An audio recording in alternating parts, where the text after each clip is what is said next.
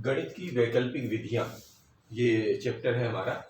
तो इसमें हम इनको पढ़ने के पहले हम पहले एक गणितज्ञ हैं हमारे भारत के, कई महान हुए हैं, उनमें से एक है हमारे स्वामी भारती कृष्ण तीर्थ। तो इनके बारे में थोड़ा सा समझ लेते हैं, क्योंकि ये बहुत महत्वपूर्ण इनका योगदान है। इन्होंने क्या किया था कि इन्होंने वैदिक गणित लिखी थी, और वैदिक गणित जो है किसी भी गणितीय गणना को आसान रूप में समझने के लिए बहुत ही महत्वपूर्ण ये गणित है। तो इसके इनके बारे में समझते हैं। तो भारतीय गणितज्ञ स्वामी भारती कृष्ण तीर्थ। तो स्वामी भारती कृष्ण तीर्थ का जन्म 14 मार्च 1884 ईस्वी को, यानी कि चैत्र शुक्ल तृतीया को तिन्नीवेल्ली तमिलनाडु में हुआ था। कहाँ हुआ था? तिन्नीवेल्ली तमिलनाडु में 14 मार्च 1884 ईस्वी को।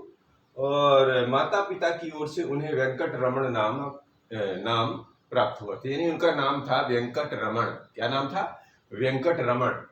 और वर्ष 1899 में ही मद्रास संस्कृत संस्था ने उनको सरस्वती की उपाधि से विभूषित किया।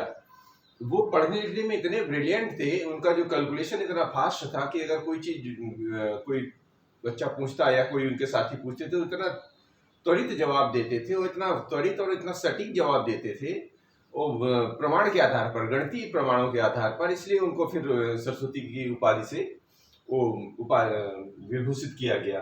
तो इनका जो प्रमुख ग्रंथ है उनका नाम है वैदिक गणित, जिसके बारे में आज हम पढ़ेंगे। क्या नाम है? वैदिक गणित। तो ये जो है यहाँ पर इनका मेन नाम है यहाँ पर वेंकट रमण। क्या नाम है इनका? वेंकट रमण मेन नाम है। और इन्होंने जो गणित लिखी, जो ग्रंथ लिखा, उसका नाम है वैदिक गणित। ये हमें ध्यान रखना। क्या?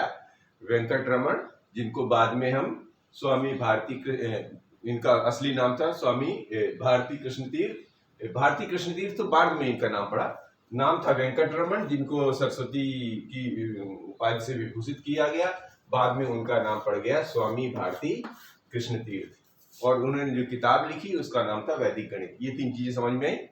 यानी वेंकट रमण जी, इन्हें सरस्वती की उपाधि से विभूषित किया गया, और इन्होंने वैदिक गणित लिखा, और बाद में इनका नाम स्वामी भारती कृष्ण तीर्थ पड़ा।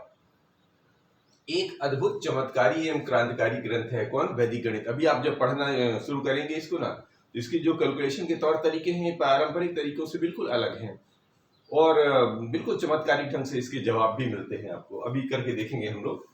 तो गणित के प्रश्नों को हल करने का इसमें नितांत नवीन दृष्टिकोण प्रस्तुत किया गया है।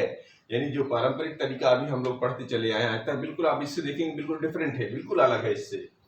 वैदिक गणित में 16 सूत्र और 13 उपसूत्र हैं। अब मुख्य बात यह है कि इस वैदिक गणित में है क्या क्या, क्यों पढ़ेंगे। तो इसमें कुल जो है 16 सूत्र दिए गए हैं और 13 उपसूत्र दिए गए हैं। इन्हीं में सारी गणित जो है ये समाहित है।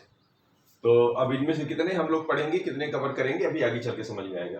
तो स्वामी जी ने 2 फरवरी 1960 ईस्वी को मुंबई में महासमाधि ली। मतलब 2 फरवरी 1960 को आपका महाप्रयाण या निधन हो गया। बात समझ में आ रही है? अब इन्होंने जो ये सूत्र लिखे और 16 सूत्र और 13 उपसूत्र लिखे, इसके बारे में एक एक करके हम लोग समझने की कोशिश करते हैं और जानने की कोशिश करते हैं कि ये वैदिक गणित किस रूप से चमत्कृत है और हमारे जीवन में कैसे चमत्कार कर सकते हैं। आइए चलते हैं।